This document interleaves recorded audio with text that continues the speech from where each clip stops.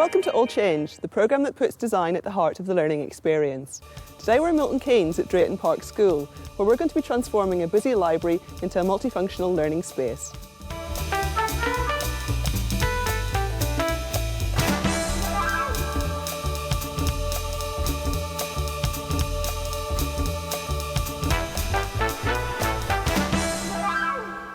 Drayton Park School have given us a brief to improve their library.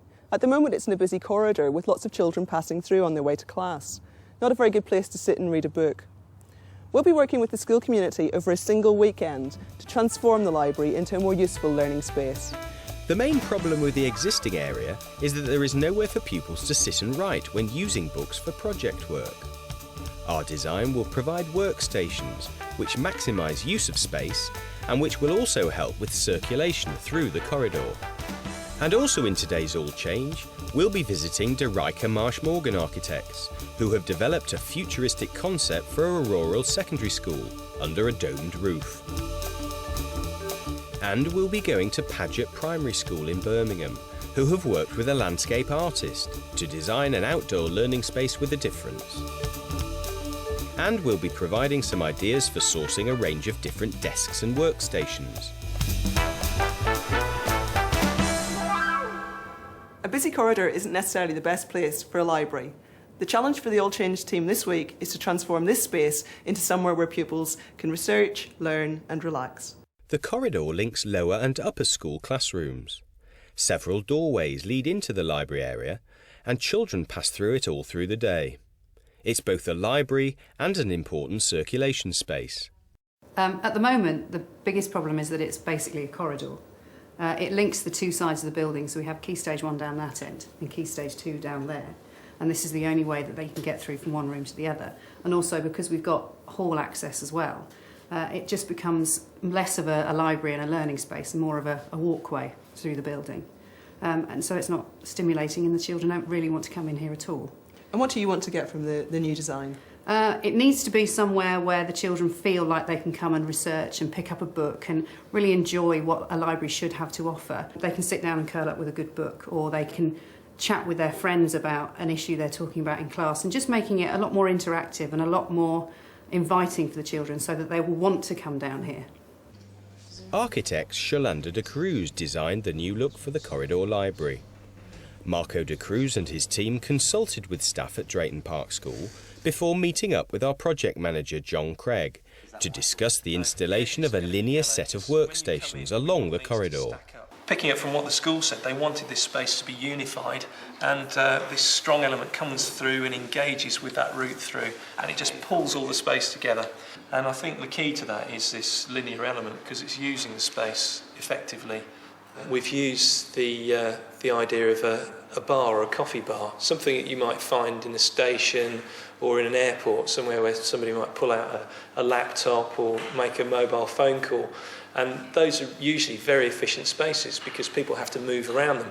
So we're using that idea because it's the same kind of flow pattern. You've got people going from the hall to the classrooms and back again, and we want people to be able to use that space effectively. So by lifting the working plane up, by providing stools which can then be tucked under when they're not in use, we're freeing the floor, but also creating this very effective linear workstation. So John, this is quite a challenging space this morning. You've hit the nail on the head there. I think the biggest problems we have here, because it's the only room for a library in the actual school, is the fact that it's a corridor. Mm-hmm. And not only is it a corridor, there's actually 5 doors leading to this area. But the whole idea of the planning here is to build a workstation and to sort of unify. I mean, Marco's feeling was he wanted to have linear lines running everywhere in yellow and white. And then, of course, down in this corner here, we have actually a little chill-out area with mini little sofas so they can sit and read, and the teacher can actually sit with them and read stories to them. So, but there's a fair amount of construction. And there's going to be a lovely frieze as well above the window, isn't there? There is. In fact, we've got the children actually cutting out letters and doing this little alphabet here running along the top. And as you can see from that, I mean, we've got some bookshelves here. Not only are these going to be workstations as well, there's going to be sort of like a canopy roof over the top of it to sort of pull it all together. And then we drop down to this little section here where there are bookshelves onto this as well. So we're adding some bookshelves as well as taking away a few at the moment. So we're not losing anything there. So it's going to be really quite different when you're finished. I hope so. It'd be worth the effort. The whole school community got involved with the project. Heavy steel bookshelves and hundreds of books had to come out. Project manager John Craig got cracking with building the workstations. Andy, the school caretaker, helped with the painting. Teachers, pupils and even a school governor got stuck in. Oh, you've got to paint the one. Sorry.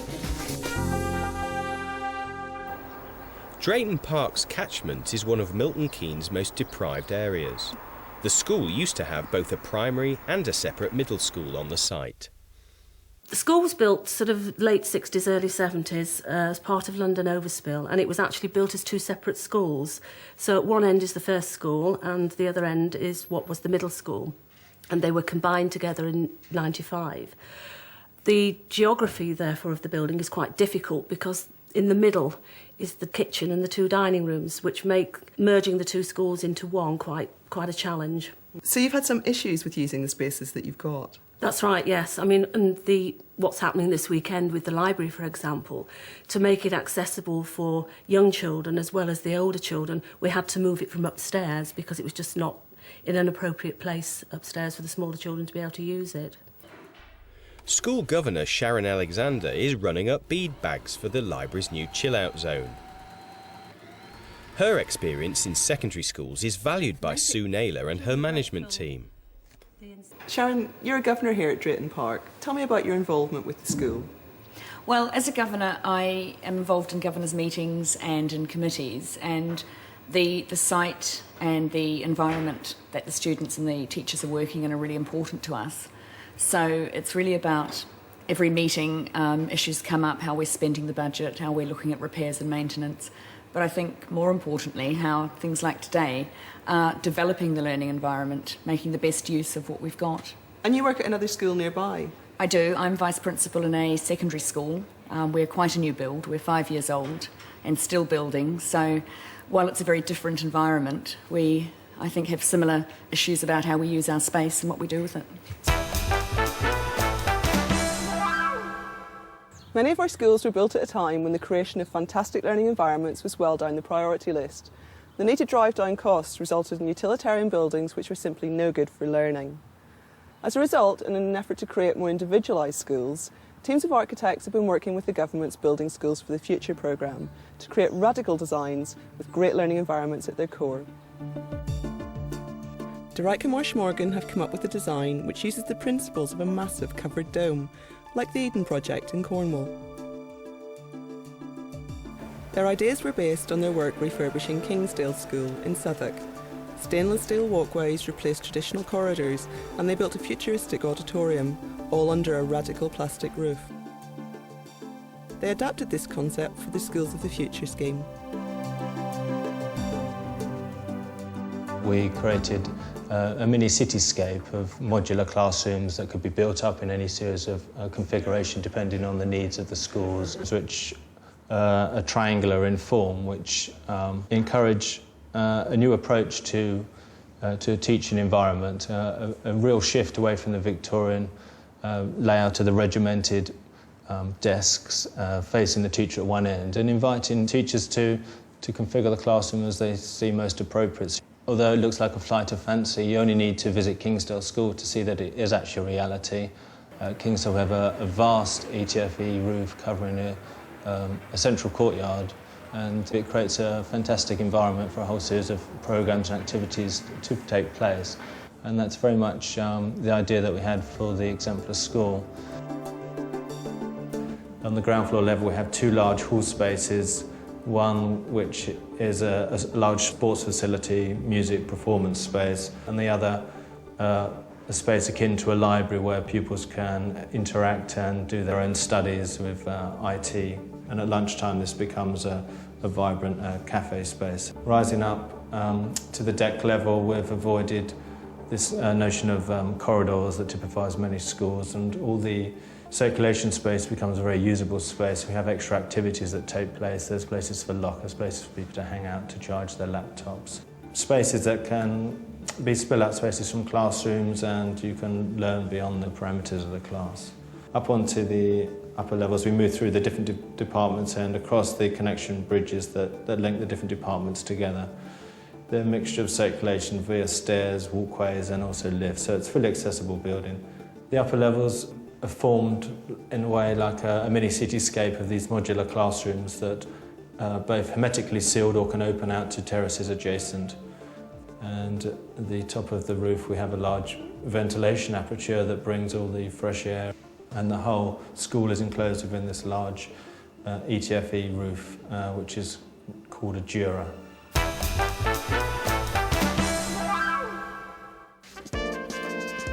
Lots of cutting for John Craig to construct the supports for the workstations. See, pace to measure twice.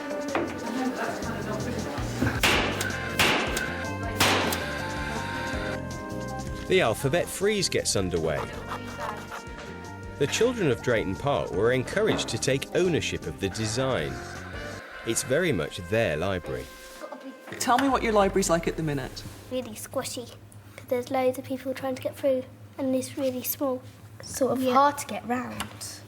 Yes, especially when you wanted to look at like all the sports books, because there's only like a thin gap where it could fit through. Okay, so not very much space. What else? Not a lot of chairs.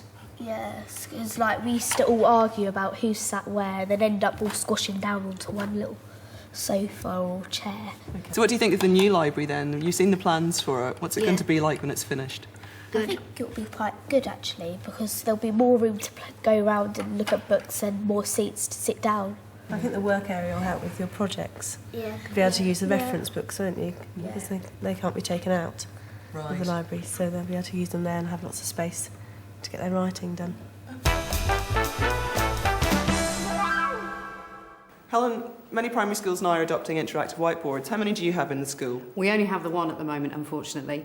We were lucky enough to take part in the National Whiteboard Project, seeing how ICT and a whiteboard can be used in literacy and numeracy. But we do intend to get more across the school in time.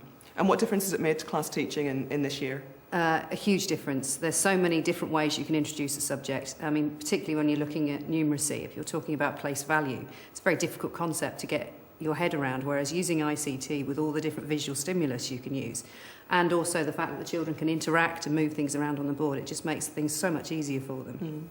And how did you decide where to put the whiteboard in this classroom? Because it's quite a big space you've got here. Yeah, that was a nightmare. We've got windows on 3 walls. So the first problem was setting it far enough away from the windows to avoid the glare, and also not too close to heaters. So onto ICT more generally. Primary schools have to make hard decisions about whether to have central ICT suites or whether to use ICT flexibly around the school. How did you decide what to do? We've decided in this school that ICT really does need to be embedded totally into the curriculum, and that it isn't just a separate subject. So for that reason, we've done away with having a separate ICT suite. And in Key Stage 2, we now have lap trucks, which is just a case with laptops in it, and they can then be moved around the whole of Key Stage 2. So they're timetabled for specific ICT lessons, but they can also be used in literacy, numeracy, history, and it makes such a difference. It makes ICT so much more accessible and flexible. So you've gone for a mobile ICT suite effectively then? Yeah, absolutely, absolutely. There was a little resistance initially because I think people thought, you know, you go down to the ICT suite and that's your time and you do it down there. And how have pupils responded to that? They've loved it. Yeah. As you can imagine, computers, you know, they associate with gaming. So if you can use the computer to access learning, then, you know, they're always on your side. School playgrounds can be exposed spaces with no shade and nowhere for children to sit and read and relax. The pupils of Paget Primary School in Birmingham have been working with an artist in residence to create an environmentally friendly space in their playground.